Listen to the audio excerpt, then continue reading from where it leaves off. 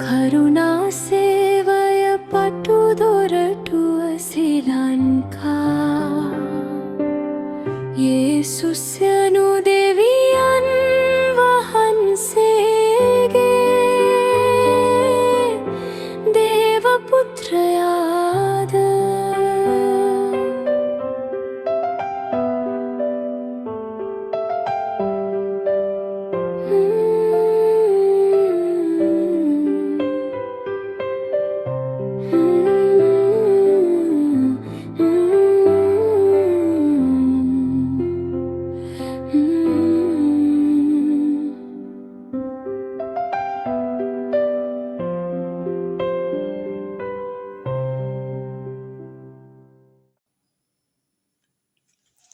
සියලුම දෙනාට සුබ කාලයක් ප්‍රාර්ථනා කරමින් මේ දවසෙත් සැබෑ සුභාරංචි සේවය තුළින් අප ඔබ වෙත මුණගැසෙන මේ මොහොතේ අදත් අපි කතා කරන්න බලාපොරොත්තු වෙන්නේ සුද්ධ බයිබලය තුල සිටින යේසුස් වහන්සේව. සැබවින්ම උන්වහන්සේ දෙවියන් වහන්සේද?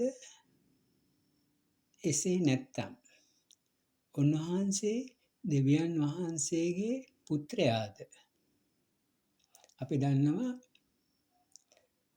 මේ දෙකම එක විට වෙන්න පුළුවන් කමක් නැති බව. මොකද දෙවියන්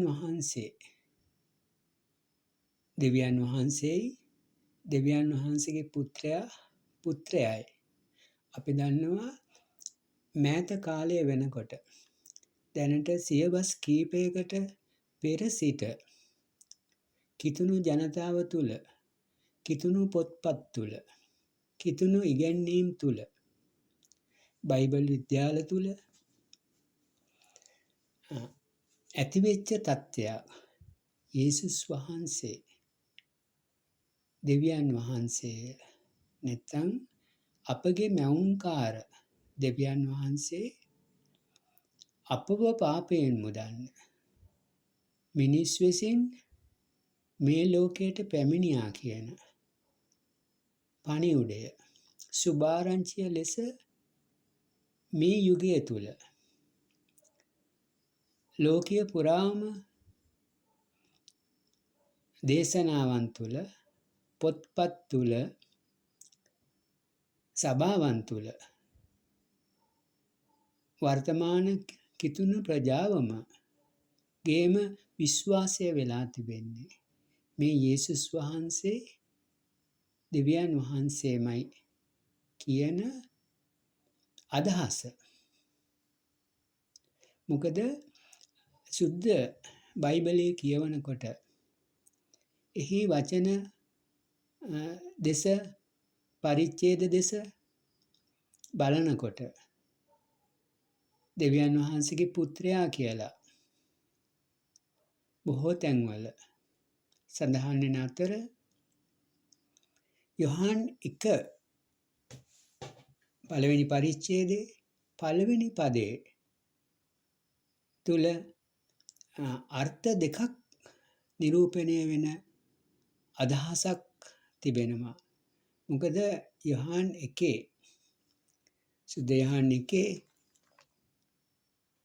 අපි බලමු සුද්ධ යොහාන් 1 පළවෙනි පදය.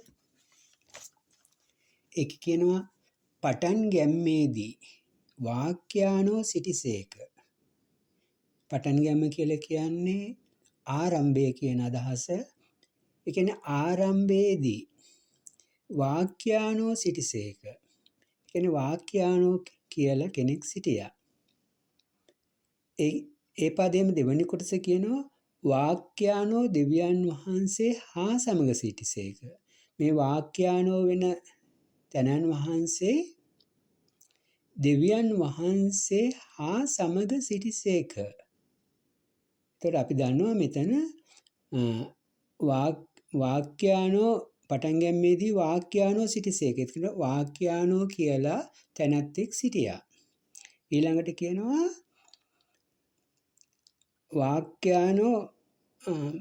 වාක්‍යානෝ දෙවියන් වහන්සේ හා සමග සිටිසේක. එතකොට වාක්‍යානෝ සිටියා, දෙවියන් වහන්සේ හිටියා. දෙවෙනි අවස්ථාවේදී මේ වාක්‍යානෝ දෙවියන් වහන්සේ හා සමග හිටියා. ඒ කියන්නේ දෙවියන් වහන්සේ හා එක් සිටියා මේ වාක්‍යානෝ කියන තැනැන් වහන්සේ. ඊළඟට අපි දෙවනි පදයට එනකොට කියනවා වාක්‍යානෝ දෙවියන් වහන්සේව සිටිසේක. මේ වාක්‍යානෝ මේ පටන් ගැනීමේදී දෙවියන් වහන්සේව සිටියා. එතකොට අපිට පේනවා නිකන් එක්කෙනෙක්ව හිටියා. වාක්‍යානෝ පටන් ගැනීමේදී දෙවියන් වහන්සේව හිටියා. එතකොට එතන දෙන්නෙක් නෑ.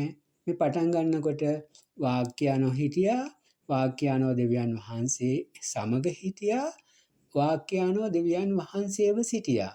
එතකොට අපිට පේනවා මේ වාක්‍යානෝට වෙන්ව ඉන්නත් පුළුවන්, මේ වාක්‍යානෝට දෙවියන් වහන්සේ සමග ඉන්නත් පුළුවන්, මේ වාක්‍යානෝට දෙවියන් වහන්සේව ඉන්නත් පුළුවන්. අදහසක් තමයි එතන ප්‍රකාශ වෙන්නේ. ඊළඟට කියනවා නැවත කියනවා උන්වහන්සේ පටන් ගැනීමේදී කියන්නේ ආරම්භයේදීම දෙවියන් වහන්සේ සමග සිටිසේක. ඊළඟට අපිට ආයෙත් පෙන්නනවා උන්වහන්සේ මේ වාක්‍යානෝ කියන තැනන් වහන්සේ පටන් ගැනීමේදී දෙවියන් වහන්සේ සමග සිටිසේක. එතකොට අපි වෙනවා මේ වාක්‍යානෝ දෙවියන් වහන්සේ සමග සිටීම කියන වචනය දෙසරයක් සඳහන් වෙනවා. දෙවියන් වහන්සේ හා සමග සිටියා. ඊගාට කියනවා දෙවියන් වහන්සේ සමග සිටිසේක. උන්වහන්සේ කරන කොටගෙන සියල්ල සාදන ලද්දේය. එතකොට මේ පටන් ගැනීමේදී මේ ආරම්භයේදී සියල්ල සාදනකොට නැත්නම් සියල්ල මවනකොට උන්වහන්සේ කරන කොටගෙන සියල්ල සාදන ලද්දේය. ඒ කියන්නේ මේ වාක්‍යානෝ කරන කොටගෙන තමයි මේ සියල්ල සාදන ලද්දේ කියලා කියන්නේ.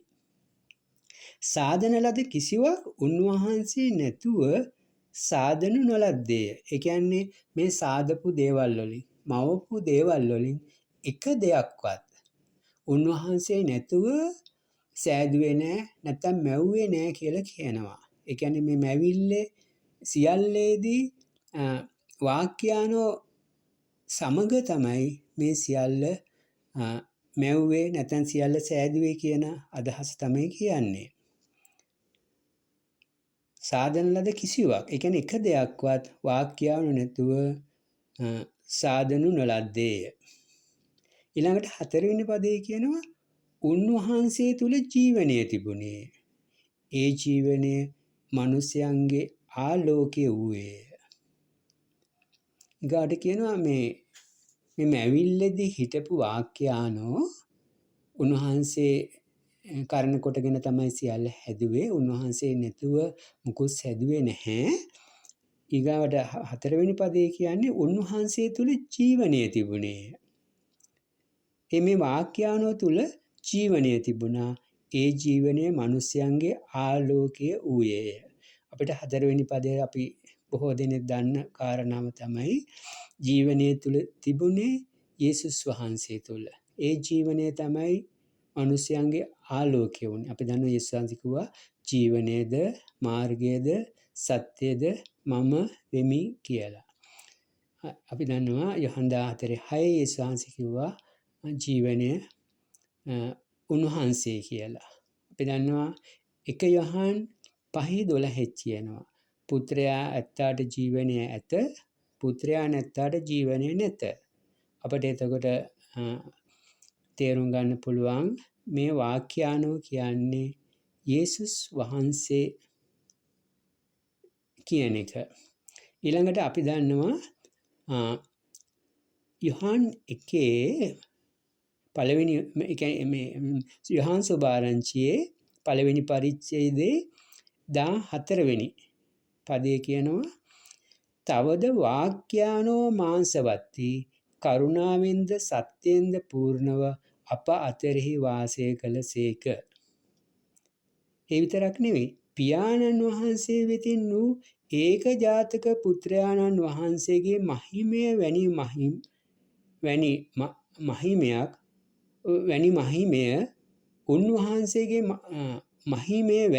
උන්වහන්සේගේ මහිමය දුටිමුව.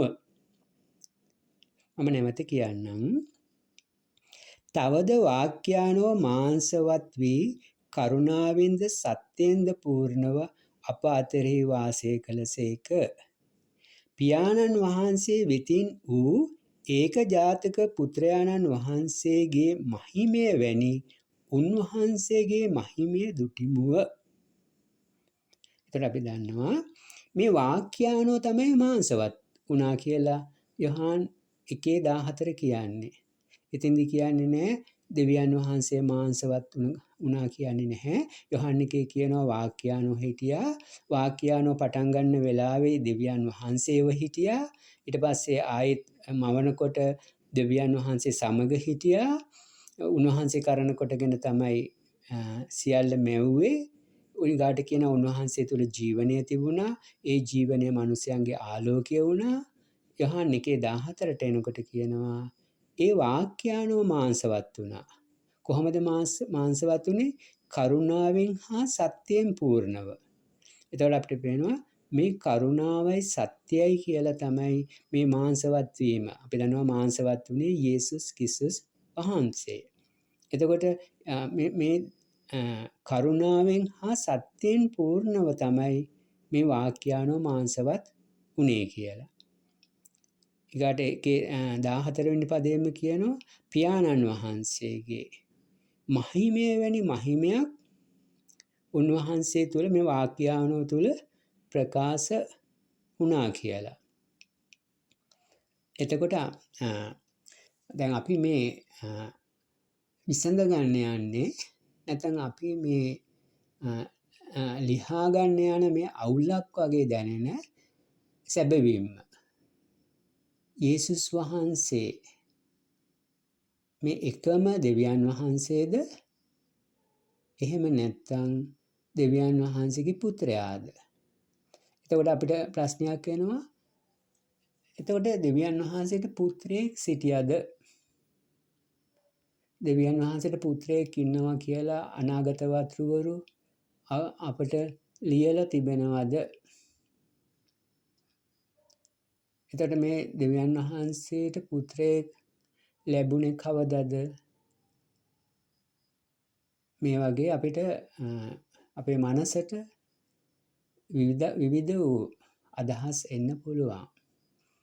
නමුත් අපි 1:14 අපි දන්නවා මාංශවත් උනේ මේ වාක්‍යානෝ. එතකොට අපි දන්නවා මේ වාක්‍යානෝ කියන එකේ අදහස තමයි වචනය කියන එක. දෙවියන් වහන්සේගේ වචනය කියන අදහස. ඒ කියන්නේ දෙවියන් වහන්සේගේ වචනය තමයි මාංශවත් උනේ. එතකොට දෙවියන් වහන්සේ නොවේයි මාංශවත් උනේ. මොකද දේවචනී කියනවා වාක්‍යානෝ මාංශවත් වුණා කියලා.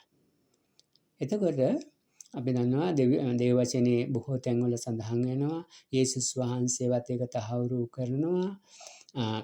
යේසුස් වහන්සේගේ පියාණන් වහන්සේව නැත්නම් අපගේ දෙවියන් වහන්සේව නැත්නම් අපි ගැලවුම ලැබුවට පස්සේ අපගේ පියාණන් වහන්සේව කිසි කෙනෙක් දැක්කෙත් නැහැ.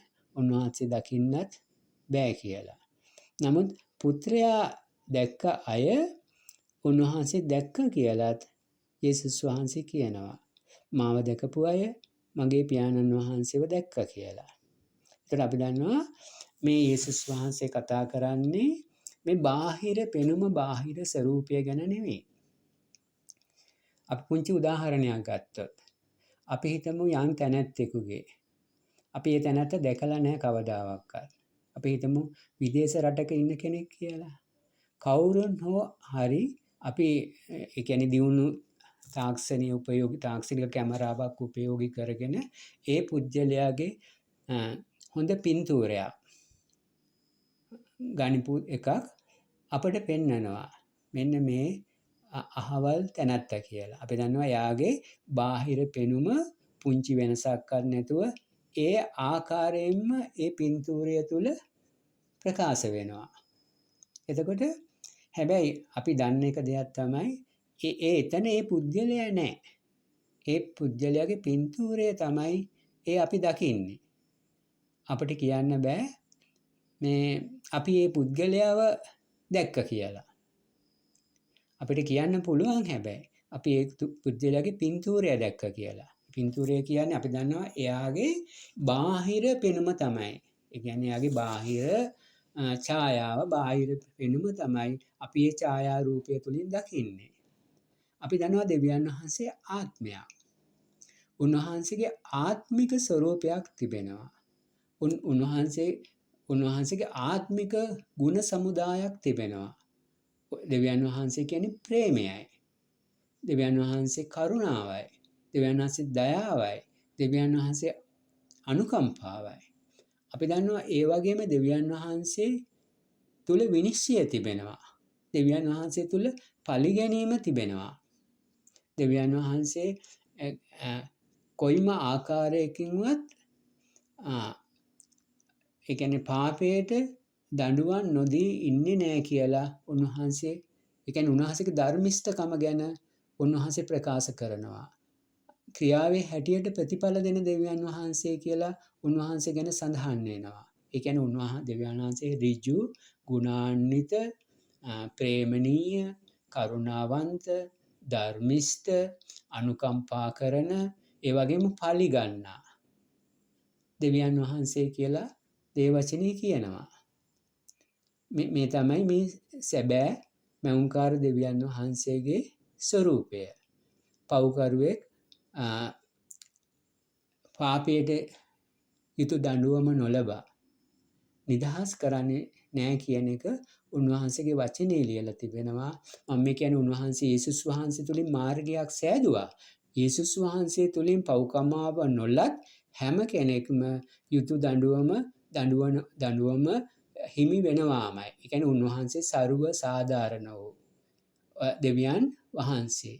උන්වහන්සේගේ කරුණාව අනුකම්පාව නිසා උන්වහන්සේ පාප කමාවට විසඳුමක් යේසුස් වහන්සේ තුල පිළියෙල කරා. නම් ඒ මාර්ගයෙන් හැර උන්වහන්සේගේ දඬුවමින් බේරිය හැකි වෙන මාර්ගයක් නැහැ. ඒක උන්වහන්සේගේ ධර්මිෂ්ඨකම. උන්වහන්සේ ਸਰව සාධාරණ දෙවියන් වහන්සේ. උන්වහන්සේ සැබෑ විනිශ්චයකරුවා. ඒ කියන්නේ අපි දන්නවා විනිශ්චයකරුවෙක් කියන්නේ වරදකාරයාට හිමි දඬුවම දෙනවා.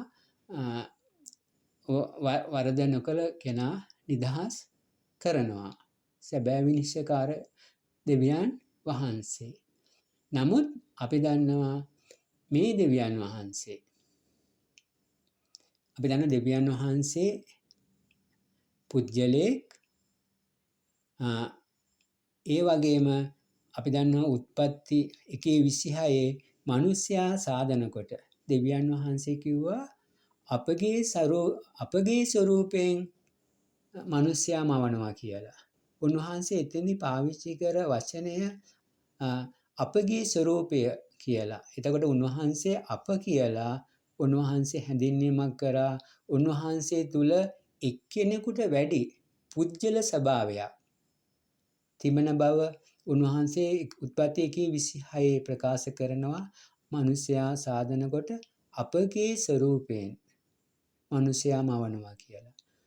උත්පත්ති 1:27 කියනවා දෙවියන් වහන්සේගේ ස්වරූපයෙන් සාදනවා කියලා.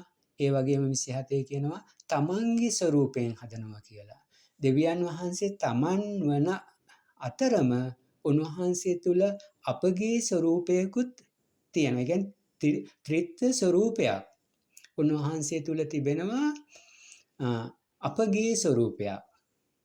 එතකොට අපි දන්නවා යේසුස් වහන්සේගේ සේවය නිම කරලා උන්වහන්සේ කුරුසේ මරණය පරාජය කළා. උන්වහන්සේ ස්වර්ගයට නගින්න මොහොතකට කලින් උන්වහන්සේගේ අනුගාමිකයෝ මුණ ගැහිලා අනුගාමිකයන්ට උන්වහන්සේ අනක් දුන්නා. උන්වහන්සේ ස්වභාරංචිය ප්‍රකාශ කරන්නත් උන්වහන්සේ කිව්වා පියාණන්ගේද පුත්‍රයාණන්ගේද ශුද්ධාත්මයාණන්ගේද නාමයට ඔවුන් බෞතිස්ම කරන්න කියලා. අපි දන්නවා උන්වහන්සේට කියන්න තිබුණා මේ අය මාගේ නාමයට බෞතිස්ම කරන්න. නැත්නම් දෙවියන් වහන්සේගේ නාමයට බෞතිස්ම කරන්න. උන්වහන්සේ කිව්වේ මේ බෞතිස්මය තුන්දෙනෙක්ගේ නාමයට. තුන්දෙනෙක් නමුත් එක නාමයයි.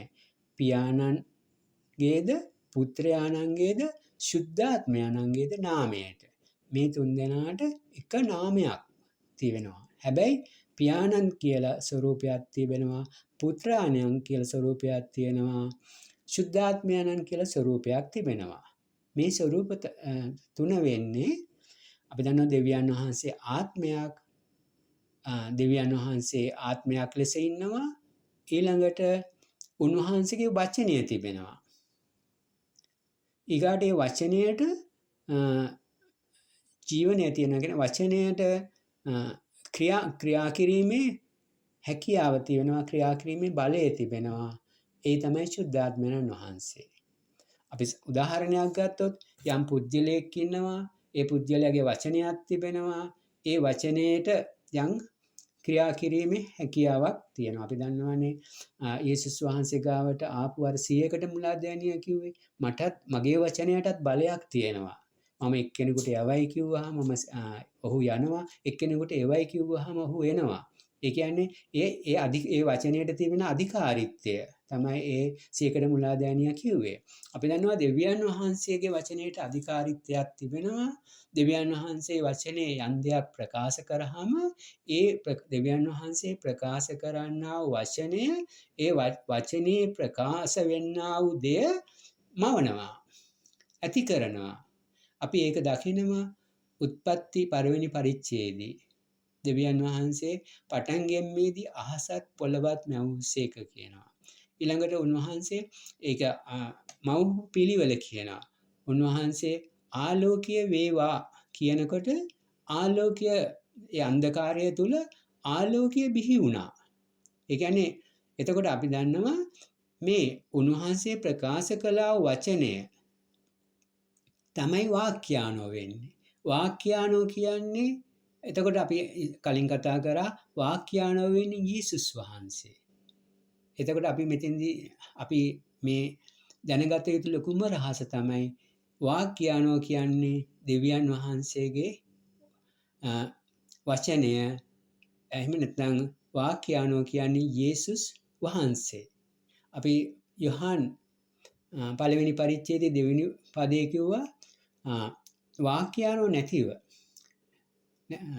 කිසිවක් නොසාදන ලද්දේ කියලා. අපි දන්නවා දෙවියන් වහන්සේ වචනය නැතුව නැත්නම් වචන තෙමේ නැතුව නැත්නම් යේසුස් වහන්සේ නැතුව කිසිවක් මැව්වේ නැහැ. සියල්ල මැව්වේ වචනය. ඒ කියන්නේ යේසුස් වහන්සේ තුලින් තමයි සියල්ල මැව්වේ.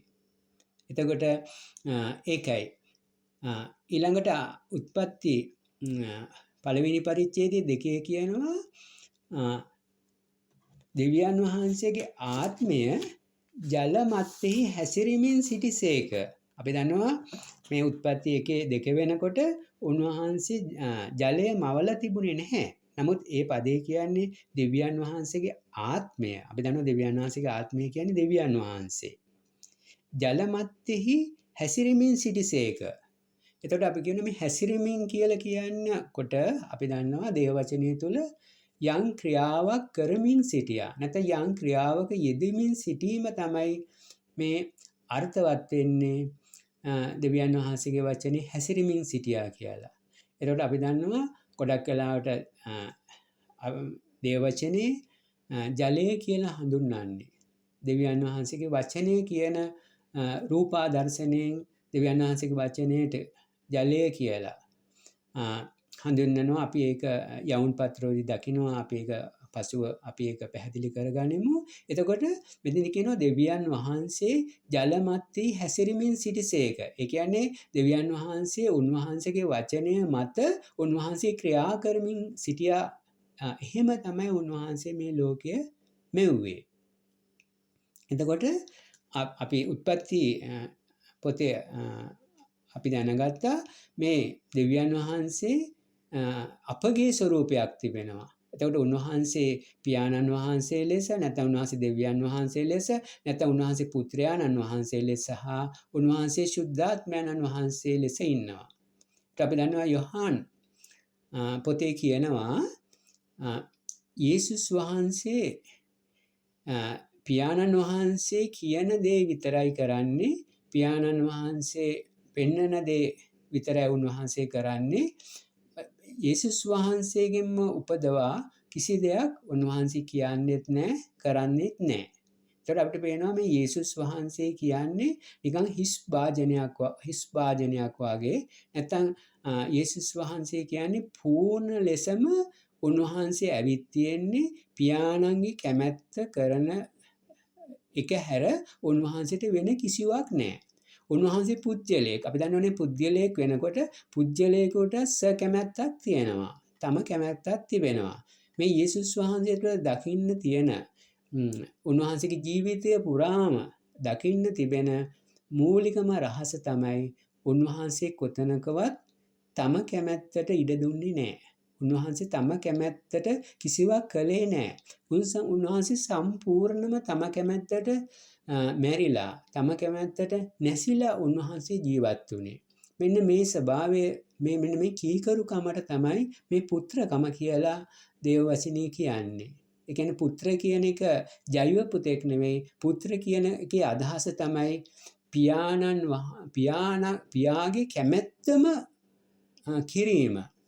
නැත්නම් පියාගේ වැඩේ කිරීමේ විශ්වාසවන්තකම. මේක තමයි පුත්‍රකම කියලා දේවචනයේ සඳහන් වෙන්නේ. එතකොට මේ යේසුස් වහන්සේ පුජ්‍යලයක් නමුත් යේසුස් වහන්සේ සියල්ලේදීම පියාණන්ගේ උන්වහන්සේ කිව්වා මම ඇවිත් සිටින්නේ මම එව් තැනැත්තාගේ කැමැත්ත කරන්න වැඩේ කරන්න කියලා. එතකොට කිව්වා මගේ කැමැත්තෙන් මම කිසිවක් කරන්නේ නැහැ. පියාණන් වහන්සේ කියන දේ විතරයි මම කරන්නේ කියලා. ඒ වගේම උන්වහන්සේ කිව්වා උන්වහන්සේත් එක්ක අන්තිම කාලය ගැන අහනකොට කිව්වා පියාණන් වහන්සේ යටතේ තියෙන දේවල් මම දන්නේ නැහැ කිව්වා. එතකොට අපි දන්නවා මේ දෙවියන් වහන්සේම නෙවෙයි යේසුස් වහන්සේ කියන්නේ දෙවියන් වහන්සේගේ වචනය. එතකොට යොහාන් 1 කියනවා පටන් ගැනීමේදී ආරම්භයේදී වාක්‍යානෝ හිටියා. වාක්‍යානෝ දෙවියන් වහන්සේ හා සමග සිටියා. වාක්‍යානෝ දෙවියන් වහන්සේව සිටියා. අපි දන්නවා දෙවියන් වහන්සේගේ වචනය පිට වෙන්න කලින් ඒ වචනය දෙවියන් වහන්සේ තුල දෙවියන් වහන්සේගේ කියන උන්වහන්සේගේ ආත්මය තුල තමයි තියෙන්නේ. එතකොට වචනයයි උන්වහන්සේ දෙන්නෙක් නෙවෙයි. එතෙන්දී වචනයයි උන්වහන්සේ දැන් අපි දන්නවා දේව වචනේ කියන සිතේ පූර්ණකම මුඛය කතා කරයි කියලා. එතකොට ඒ ආත්මයේ තිබෙන අදහස ආත්මයේ තියෙන කැමැත්ත නැත්නම් දෙවියන් වහන්සේගේ අදහස දෙවියන් වහන්සේගේ කැමැත්ත තමයි වචනයේ ලෙස උන්වහන්සේ ප්‍රකාශ කරන්නේ. මෙන්න මේ ඒකත්වය මෙන්න මේ සම්බන්ධකම තමයි යේසුස් වහන්සේ දෙවියන් වහන්සේ නැත්නම් යේසුස් වහන්සේ උන්වහන්සේගේ පියාණන් වහන්සේත් අතර තිබෙන සම්බන්ධකම. නැතිනම් වර්තමාන ක්‍රිස්තියානි සමාජය තුල කියන විදිහට මේ දෙවියන් වහන්සේම යේසුස් නමින් පොළවට ආවනා. මේ කුරුසේ මරණයටපත් වෙන්න තිබුණේ දෙවියන් වහන්සේමයි. නමුත් දේව වචනේ කියනවා දෙවියන් වහන්සේ මලවුන්ගේ යේසුස් වහන්සේම මලවුන්ගේ නැගිටුවේ දෙවියන් වහන්සේ කියලා. ඒ වගේම යේසුස් වහන්සේ මරණයටපත් වෙනකොට උන්වහන්සේ මාගේ දෙවියනි මා අත්හැරියේ මන්ද කියලා කිව්වා. එතකොට අපි දන්නවා මේ මිනිස් විසින් නැත්නම් මාංශවත් උනේ දෙවියන් වහන්සේ නෙවෙයි දෙවියන් වහන්සේගේ වචනය. අපි දන්නවා ඒ වචනය තමයි මැවිල්ලට මුල් වුණේ.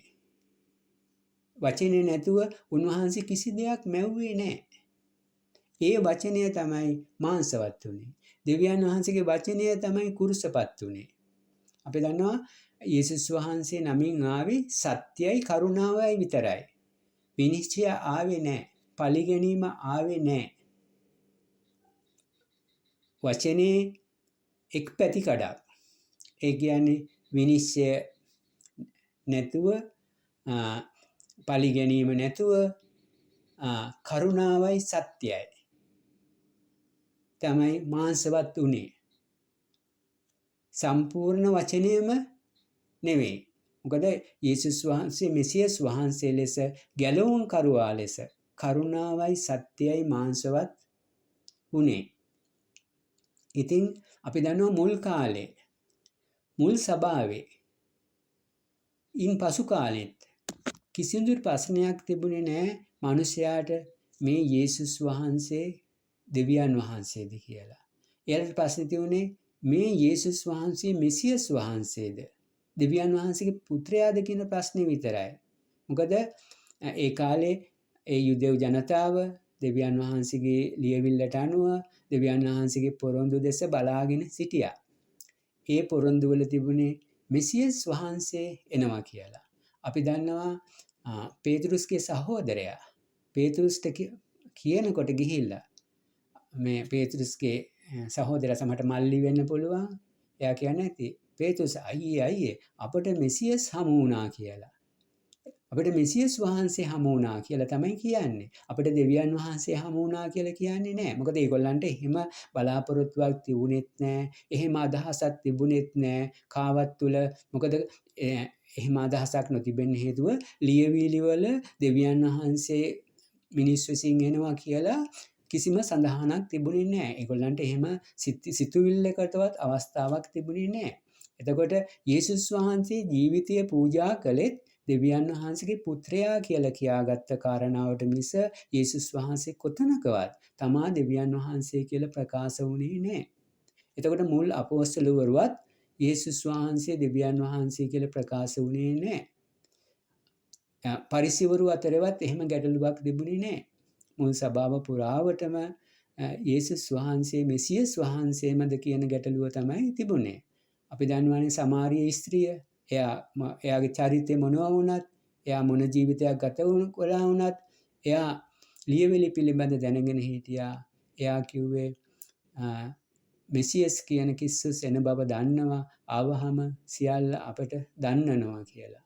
ඒකට යේසුස් වහන්සේ ආයත පිළිතුරු දෙන්නේ ඔබ කියන මෙසියස් මම තමයි කියලා. එතකොට අපි දන්නවා යේසුස් වහන්සේට බොරු කියන්න බෑ. අපි දන්නවා ඊගාවට යොහාන් 3:16 කියනවා දෙවියන් වහන්සේගේ ප්‍රේමය අප කෙරෙහි ඒක ජාතක පුත්‍රයා දෙන තරම් ප්‍රේම කළා මක් නිසාද කිසිවෙක් විනාශ නොවි ජීවනය ලබන පිණිස කියලා. එතකොට දෙවියන් වහන්සේගේ ප්‍රේමයේ විශාලත්වය උන්වහන්සේ පෙන්නනවා. පව්කරුවා පාපයෙන් මුදන්න දෙවියන් වහන්සේගේ ජීවිතය පූජා කරනවා කියන පොරොන්දුවක් නැහැ. එතකොට දෙවියන් වහන්සේ පව්කාරුවාව පාපයෙන් මුදලා එයාට ජීවනය දෙන්න, ඒ කියන්නේ දේව ස්වરૂපය දෙන්න, නැත්නම් දේව දරුකම දෙන්න එයා ඒ පව්කරුවා වෙනුවෙන් පූජා වෙන්න ඕනේ දෙවියන් වහන්සේගේ ඒක ජාතක පුත්‍රයා. දැන් හිතන්න කෙනෙක්ට එකම පුතෙක් ඉන්නවනම් පියෙක්ට අපි කියන්නේ මේ සැබෑ පියෙක්, සැබෑ පුතෙක්, සැබෑ ප්‍රේමයේ තියෙන තැනැත්තේ. හිතලා බලන්න ඒ තාත්තම පූජා වෙන එකද අමාරු, එහෙම නැත්නම් තමාගේ එකම පුතා පූජා කරන එකද අමාරු. මේ ප්‍රේම දෙකෙන් වඩා විශාල ප්‍රේමය මොකක්ද කියලා අපි පොඩ්ඩක් හිතලා බැලුවොත් අපි දන්නවා සැබෑ තාත්ත කෙනෙකුට නම් දරුවා පූජා කරන එකට වඩා, දරුවාගේ මරණය දකින්නවට වඩා, දරුවා මරණයට පත් කරනවට වඩා තාත්තගේ ජීවිතය මරණයට පත් කරන එක පහසු වෙනවා. මේකට දේව වචනේම තියෙන උදාහරණය තමයි අපි දන්නවා ආබ්‍රහම් වසර ගණනාවක් බලාගෙන ඉඳලා ආබ්‍රහන්ට අවුරුදු වයෝවෘද්ධ වයසේදී අවුරුදු 25කට පමණ පසුව එකම පුතෙක් ලැබුණා. දෙවියන් වහන්සේ පුතා තුළින් මහා ජාතියක් ගැන පොරොන්දුවක් දීලා තිබුණා. නමුත් දෙවියන් වහන්සේ ආබ්‍රහන්ට කිව්වා මේ පුතා මොරිය කන්දේ දවන පූජාවක් කරන්න කියලා. අපි දන්නවා පියෙක් ලෙස එකම පුතෙක් ඉන්න ප්‍රේමණීය තාත්තා කෙනෙක් හැටියට ආබ්‍රහම් මොන වගේ හැඟීම් තත්ත්වයක් කම්පණයකට මුහුණ දෙන්න ඇද්ද? සමහරට ආබ්‍රහන්ට පූජා වෙන්න කිව්වනම් ඒක තරම් අපහාව. මම දැන් කොහොමත් වයසයි. මගේ පුතා තමයි ඉන්න ඕනේ කියලා ආබ්‍රහන්ට ඒක එච්චර අපහසු වෙන්නේ නැහැ. ඉතින් අපි දන්නවා අපේ පාපයෙන් මුදන්න අවශ්‍ය මිලය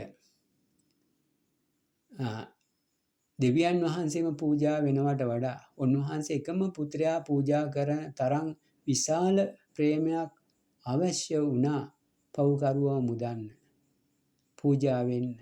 ඉතින් එක අතකින් අපි මේ යේසුස් වහන්සේ දෙවියන් වහන්සේ කියලා දේව නාමයට අගෞරවයක් වෙන අතර උන්වහන්සේගේ ප්‍රේමය සුළු වෙන අතර මේ අවසාන කාලේ අපි දන්නවා දෙවියන් වහන්සේගේ වචනේ සඳහන් වෙන විදියට නැත්නම් යේසුස් වහන්සේත් අපොස්තලවරුත් ලියා තිබෙන විදියට අවසාන කාලේ බිහි වෙන බොරු කිස්තුවරු ගැන ඒ සඳහන සැබෑ වෙමින් තිබෙනවා. ඊළඟට අපි දන්නවා මේ බයිබල් විසරදයන් ලොව බිහිවීමත් සමගම තමයි ඒ අයගේ පොත්පත් බිහිවීමත් සමගම තමයි මේ යේසුස් වහන්සේ දෙවියන් වහන්සේ කියන සංකල්පය නැත්නම් අදහස පැමිණ තිබෙන්නේ. අපි දන්නවා අපිට වැරදීම සිදු නොවෙන්න නම් අපි දේවවචනේ අධ්‍යයනය කරනකොට වේවා නැත්නම් අපි දේශකයෙක්ගේ දේශනාවක් අහනකොට වේවා අපි දැනගත යුතු මූලිකම රහස නම් මේ සුද්ධ ලියවිල්ල පිළිබඳ සුද්ධ බයිබලය පිළිබඳ එහි මූලික අදහස එහි ගැබ්වෙච්ච ඒ කියන්නේ පුළුල් චිත්‍රය බයිබලයේ තුල කියන්නේ ප්‍රධාන අදහස කුමක්ද කියලා අපි දැනගත යුතුව තිබෙනවා. මොකද ඒක අපි දන්නවා යොහාන් තුමා ඒක පැහැදිලිවම කියනවා. යොහාන් සුභාරංචියේ 20 වෙනි පරිච්ඡේදයේ යොහාන් සුභාරංචියේ 20 වෙනි පරිච්ඡේදයේ 31 වෙනි පදයේ අපි පොඩ්ඩක් ඒ පදේ කියවලා අපි බලමු.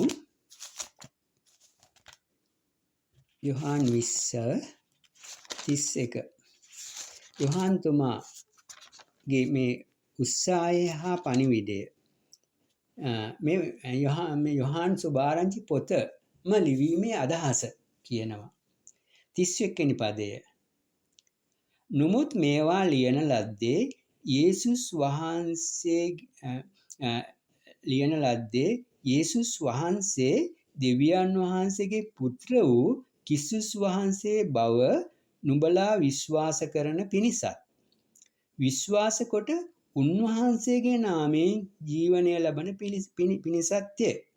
එතකොට අපි විශ්වාස කරන්න ඕනේ යේසුස් වහන්සේ දෙවියන් වහන්සේ කියලා නෙවෙයි. යේසුස් වහන්සේ දෙවියන් වහන්සේගේ පුත්‍රයාය කියලා.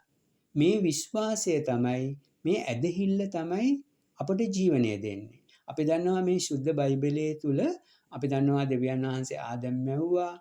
ආදම්ට ජීවනයේ ගහයි දැනුමේ ගහයි තිබුණා. දැනුම ගහ ගැන දෙවියන් වහන්සේ අවධාරණයෙන් කිව්වා මේකෙන් කෑවොත් ඒකාන්තයෙන්ම නැසිනවා කියලා. නමුත් අපි දන්නවා ආදම්ට ඒ වෙනකොට පාපයක් තිබුණේ නැහැ. ආදම් දෙවියන් වහන්සේගේ ස්වරූපය හා සමානත්වය ඇතුව සාදලා තිබුණේ.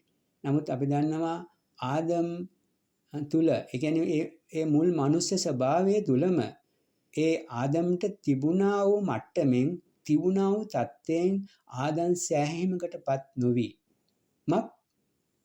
ඊගාවට දෙවියන් වහන්සේ කෙරෙහි දෙවියන් වහන්සේ මතම විශ්වාසය තැබීමක්. ආදම්ට ඒවට නොතිබුණ බව අපට පැහැදිලි වෙනවා. මොකද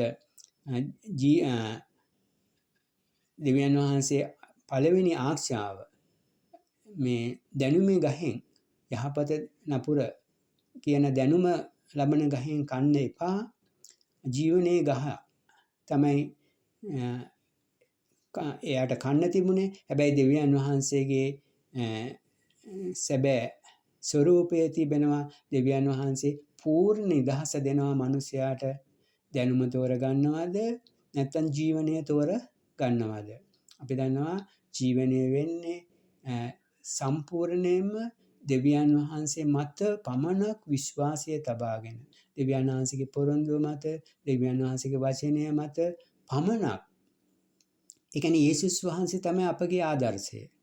යේසුස් පොඩි දැනුමක්වත් පාවිච්චි කරන්න ගියේ නැහැ.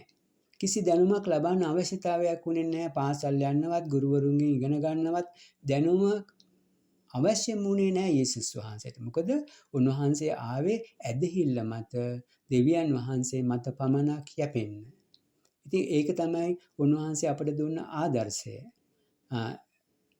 දැනුම ලැබුණා නම් තම කැමැත්ත කියන එකක් වර්ධනය වෙලා ඇදහිල්ලට විරුද්ධ වෙලා ඇදහිල්ලට බාධා වෙනවා.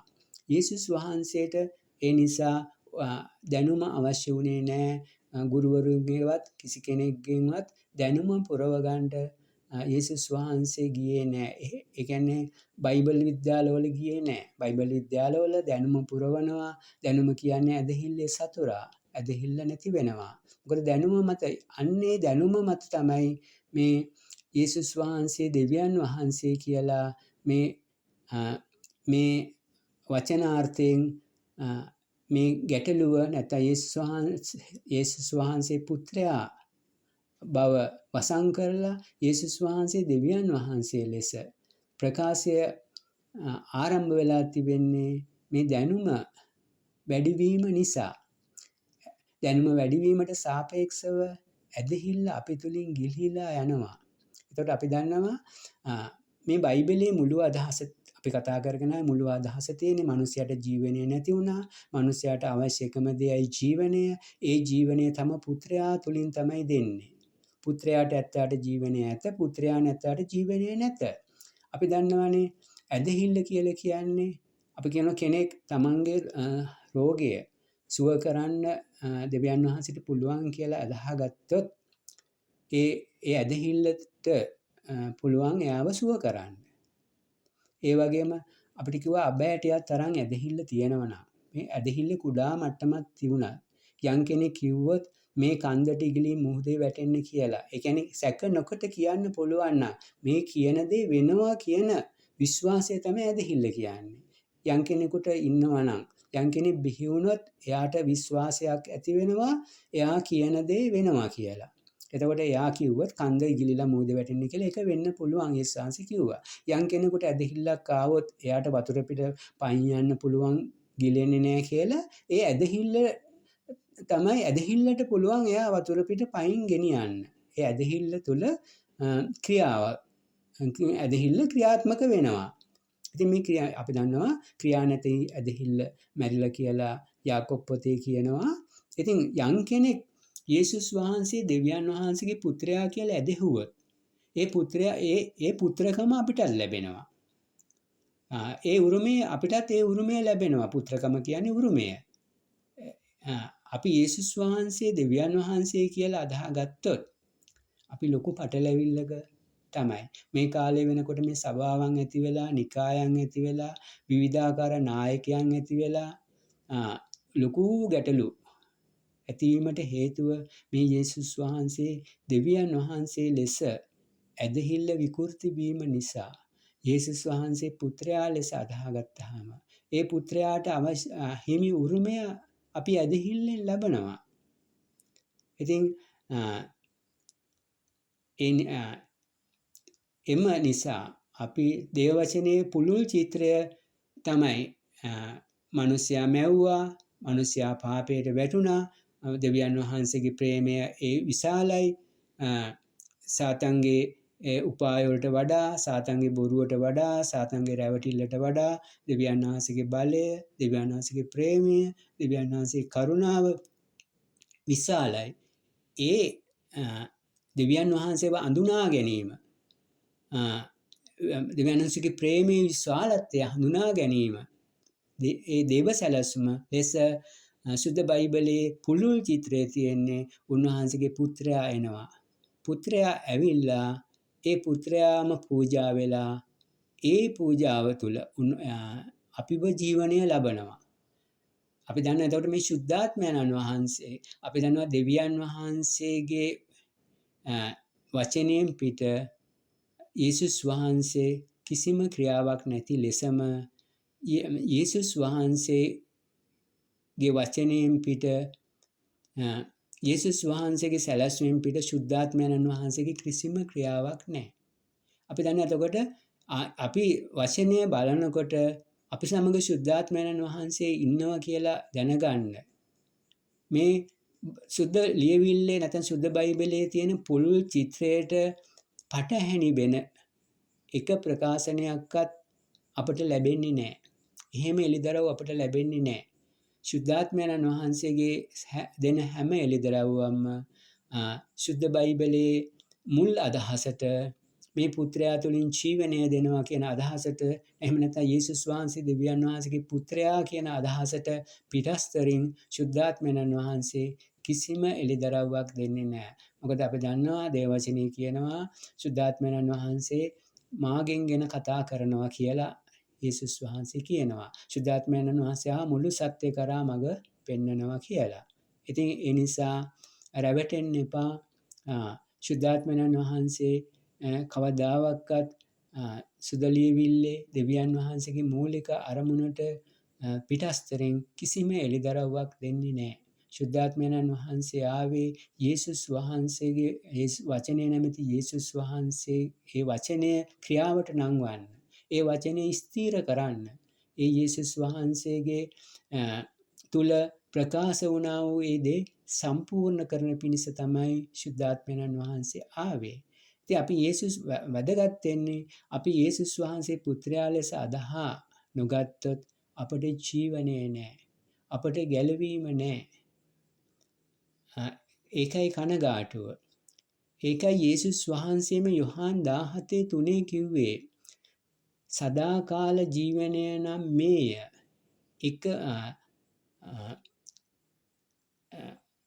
එකම සැබෑ වූ දෙවියන් වහන්සේද, එකම සැබෑ වූ දෙවියන් වහන්සේ වෙන ඔබද, ඔබ විසින් එවනු ලැබුවා වූ යේසුස් ක්‍රිස්තුස් වහන්සේද ඇඳින ගැනීමයි.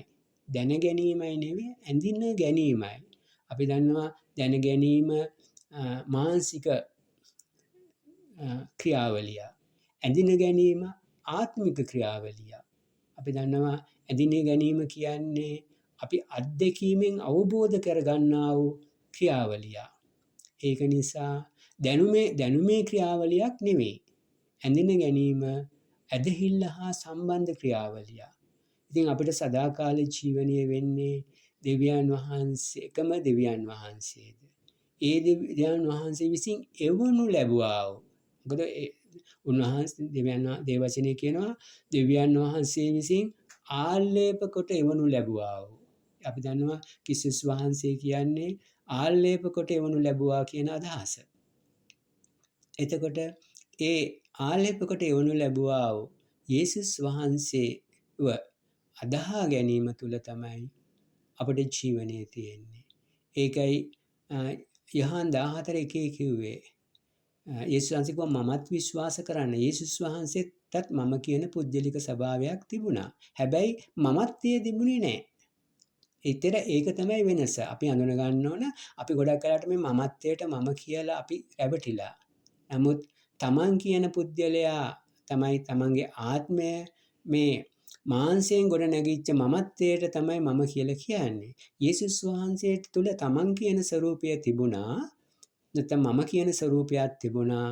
මාංශය කියලා මමත්වය කියලා දැනුම් පද්ධතියක් හරහා ගොඩනැගුණු ස්වરૂපයක් තිබුණේ නැහැ. ඉතින් යේසුස් වහන්සේ පුත්‍රයාව අදහා ගන්නවා කියන්නේ මේ පුත්‍රයා අපට ප්‍රකාශ කළා. උන්වහන්සේ කිව්වේ වෙහෙස වෙන බර උසුනන සියල්ලෙනි මා වෙතට එන්න. අපිට දන්නවා එතකොට යේසුස් වහන්සේ කිව්වේ නෑ පියාණන් වහන්සේ වෙතට එන්න, මගේ දෙවියන් වහන්සේ වෙතට එන්න. එතෙන්දී උන්වහන්සේගේ පුද්ගලිකත්වයේ උන්වහන්සේ ප්‍රකාශ කරා මා වෙතට එන්න. මම සිතින් මෘදුවේ යටහත්තේ. කරුණාවේ සත්‍ය ස්වરૂපය. මම සිතින් මෘදුවේ යටහත්තේ. මාගේ වියගහ කරට ගන්න. ඒ කියන්නේ දැන් මම වියගහක් කරටගෙන තිබෙනවා. මේ මාගෙන් ඉගෙන ගන්න. එවිට නුඹලාගේ ආත්මවලට සහනය ලැබෙන්නේ. ඒ කියන්නේ යේසුස් වහන්සේ තම කැමැත්තට අනුව තම දැනුමෙන් මොහොතක්වත් කටයුතු කරන්න ගියේ නෑ. උන්වහන්සේ 100%ක්ම යේසුස් වහන්සේ පියාණන් වහන්සේගේ නැත්නම් දෙවියන් වහන්සේගේ දැනුම, දෙවියන් වහන්සේගේ කැමැත්ත විතරයි තිබුණේ. ඒ කියන්නේ උන්වහන්සේගේ කැමැත්ත නැතුව උන්වහන්සේගේ කැමැත්ත වෙනුවට තිබුණේ උන්වහන්සේ තුල දෙවියන් වහන්සේගේ කැමැත්ත. ඒකයි උන්වහන්සේ කිව්වේ මේ වියගහ සැහැල්ලුයි. මේ දෙවියන් වහන්සේගේ කැමැත්ත කරන පිණිස ශුද්ධාත්මයන්න් වහන්සේගේ පූර්ණ අනුග්‍රහයක් ලැබෙනවා. ඉතින් අපි දන්නවා අද කාලේ වෙනකොට යේසුස් වහන්සේ කිව්වේ තමාගේ කැමැත්ත වලකාගෙන මානේ අනුවනේ නැත නැත්තේ මට සුදුසු නොවේ. ඒ කියන්නේ තමන්ගේ කැමැත්ත අත්හරින්න කැමැති අය විතරයි එන්න කියලා කිව්වේ. නමුත් අද සභාවන් තුල නිකායන් තුලට එන්න ආරාධනා කරන්නේත් එන්න තමන්ගේ කැමැත්ත ඉෂ්ට වෙනවා, මෙහි ආවම තමන්ගේ බලාපොරොත්තු ඉෂ්ට වෙනවා, තමන්ගේ සිතුම් පැතුම් ඉටි වෙනවා. නමුත් එදා මුල් සභාවේ යේසුස් වහන්සේගේ පණිවිඩය උනේ සැබෑ සුභාරංචිය උනේ තම කැමැත්තට මැරෙන්න කියලා. එතකොට බලන්න අහසට පොළව වගේ වෙනස්. තමන්ගේ කැමැත්ත ඉටු කරන්න යේසුස් වහන්සේ කුරුසියේ මැරුණේ නැහැ. යේසුස් වහන්සේ කුරුසියේ මැරුණේ දෙවියන් වහන්සේගේ කැමැත්ත ඉටු කරන්න පිණිසයි. එතකොට අපි යේසුස් වහන්සේගේ අනුගාමිකව වෙන්නේ. අපි පුත්‍රයා අදහගත්තේ අපේ කැඳවීම තියෙන්නේ අපි තම කැමැත්තට නැසිලා අපි තුල තම කැමැත්ත වෙනුවට දේව කැමැත්ත. අද නමුත් වර්තමානයේ දේවාල වලට යන සෙනඟක්. දේවාල වලට යන සෙනඟ අපි දන්නවා ඒ තෙල් මල් පඳුරු අරගෙන යන්නේ මොකද? තමන්ගේ ආසාවන් බලාපොරොත්තු සිතුම් පැතුම් ඒ ආකාරයෙන්ම ਸਰව ප්‍රකාරයෙන්ම ඉටු කරව ගන්න. නමුත් දෙවියන් වහන්සේ වෙතට එන සෙනගෙන්නේ තමන්ගේ කැමැත්තට මැරිලා තමන් තුලත් තමන්ගේ පවුල තුලත් දේව කැමැත්ත තමන්ගේ දේශය තුලත් දේව කැමැත්ත තමයි වෙන්න ඕනේ. දේව කැමැත්ත තමයි නිවැරදි. දේව කැමැත්ත තුල තමයි ප්‍රීතිය තියෙන්නේ. මේ දේව රාජ්‍යය තුල තියෙන්නේ දේව කැමැත්ත පමණයි. ඉතින් දේව රාජ්‍යයට ඇතුල් වෙනවා කියන්නේ තමන්ගේ කැමැත්තෙන් අයින් වෙලා දේව කැමැත්තට ඇතුල් වීම තමයි දේව රාජ්‍යයට ඇතුල් වීම කියන්නේ. ඉතින් මේ ජීවිතය අපිට ලැබෙන්නේ සැබෑ සුභාරංචියෙන් විතරයි. සැබෑ සුභාරංචිය වෙන්නේ යේසුස් වහන්සේ කියන්නේ ජීවමාන එකම දෙවියන් වහන්සේගේ වචනය වන දෙවියන් වහන්සේගේ පුත්‍රයා. කුරුසියේ පූජා වුණේ උන්වහන්සේගේ වචනය වෙන පුත්‍රයා. දෙවියන් වහන්සේ විසින් උන්වහන්සේ මලවුන්ගෙන් නැගිටුවා. ඒකයි සුද්ධාත්මයෙන් පූර්ණ වෙච්ච පේතෘස්ගේ පළවෙනි සුභාරංචි දේශනාවේ කියන්නේ නුඹලා විසින් කුරුසේ අනගැසුවා ලැබුවා වූ යේසුස් වහන්සේ දෙවියන් වහන්සේ විසින් ක්‍රිස්තුස් වහන්සේද ස්වාමීන් වහන්සේද කරනු ලැබූ බව මුළු ඊශ්‍රායල් සෙනඟ දැනගනිත්වා. ඒ සුභාරංචියේ තමයි ජීවනයේ තියෙන්නේ, බලයේ තියෙන්නේ, අපේ පෞකාරයාව ධර්මිෂ්ඨ කරන්න. නැත්නම් අපට ගැලවීම දෙන්න බලයේ තියෙන්නේ දෙවියන් වහන්සේගේ පුත්‍රයා යේසුස් වහන්සේ කියන සැබෑ පණිවිඩය තුල. ඒ දවසේ සෙනග ඇහුවා අපි මොකද්ද කරන්නේ? යේසුස් වහන්සේගේ නාමයෙන් බෞතිස්ම වෙන්න. යේසුස් වහන්සේගේ නාමයෙන් බෞතිස්ම වෙනවා කියන්නේ යේසුස් වහන්සේගේ නාමය තුලට ගිල්වනවා. ඒ කියන්නේ යේසුස් වහන්සේ තුල තිබුණු කැමැත්තම අපේ කැමැත්ත වෙන්න. ඒ කියන්නේ එතකොට පියාණන් වහන්සේද අපිද යේසුස් වහන්සේද ඒකත්වයක් වෙනවා. ඉතින් අපි පියාණන්ගේ පුත්‍රයාණන්ගේ සුද්ධාත්මයන්න් වහන්සේගේ නාමයට අපි බෞතිස්ම කරනවා කියන්නේ නැත්නම් බෞතිස්ම ලබනවා කියන්නේ පියාණන් පුත්‍රයාණන් සුද්ධාත්මයන්න් කියලා ජලයේ ඔබන එක නෙවෙයි. පියාණන් ලෙස අපි පිළිගන්නවා, පුත්‍රයාණන් ලෙස පිළිගන්නවා, සුද්ධාත්මයන්න් ලෙස පිළි අරගෙන අපි ඒ ත්‍රිත්වයේ නාමයට අපි ගිල්ලෙනවා. ඒ ත්‍රිත්වයේ නාමය අපි අදහනවා. ඒ ත්‍රිත්වය තුළට අපි ඇතුල් වෙනවා. ඒකයි ඒ පියාණන්ගේ පුත්‍රයාණන්ගේ සුද්ධාත්මයන්ගේ නාමයට බෞතිස්ම කරනවා කියන්නේ ඒ නාමයට අපි ගිල්විය යුතුයි, අපි ගිලිය යුතුයි. ඒ කියන්නේ මමත්වයේ නොපෙනී යනවා, තමකම නැතුව යනවා, මාංශය නැතුව යනවා. අපි පියාණන් පුත්‍රයාණන් සුද්ධාත්මයන්න් වාගේ අපිත් ඒකත්වයක් වෙනවා. අපේ ආත්මයයි, අපේ වචනයයි, අපේ ක්‍රියාවයි එක්කෙනෙක් වෙනවා. ඉතින් මේ තමයි දෙවියන් වහන්සේ අපිට දෙන පුත්‍රකම. අපි දන්නවා යේසුස් වහන්සේ තුල තිබුණේ ඒ පුත්‍රකම. දෙවියන් වහන්සේට ස්තුති වේවා, දෙවියන් වහන්සේට ප්‍රශංසා වේවා. අපේ මේ ප්‍රයත්නය, අපේ වීරිය, අපේ මේ අවංක වූ, අපගේ මේ අහිංසක වූ, අපේ මේ ආරාධනාව අප කියන දේ පිළිගන්න නෙවෙයි, සුභාරංචිය පිළිගන්න, දේව වචනේ තියෙන සත්‍යය පිළිගන්න. මිනිස්යාගේ හඬටද අපි ඇහුම්කන් දිය යුත්තේ, දෙවියන් වහන්සේගේ හඬටද අපි ඇහුම්කන් දිය යුත්තේ කියන පණිවිඩය තමයි අද අපි ඔබට මේ මොහොතේ අපි මතක් කරන්නේ. අදට අපි සමුගන්නම් සියලු දෙනාටම පුත්‍ර වූ යේසුස් ක්‍රිස්තුස් වහන්සේව මුණ ගැසේවායි අපි ප්‍රාර්ථනා කරන්නෙමු. යේසු පීඨයි.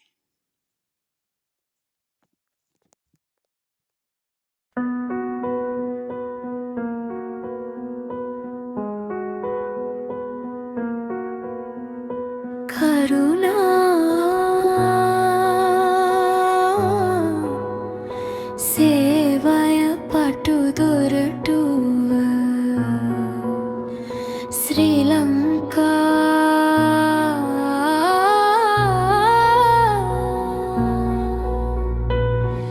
යේසුස් යනු දෙවියන් වහන්සේගේ දේව පුත්‍රයා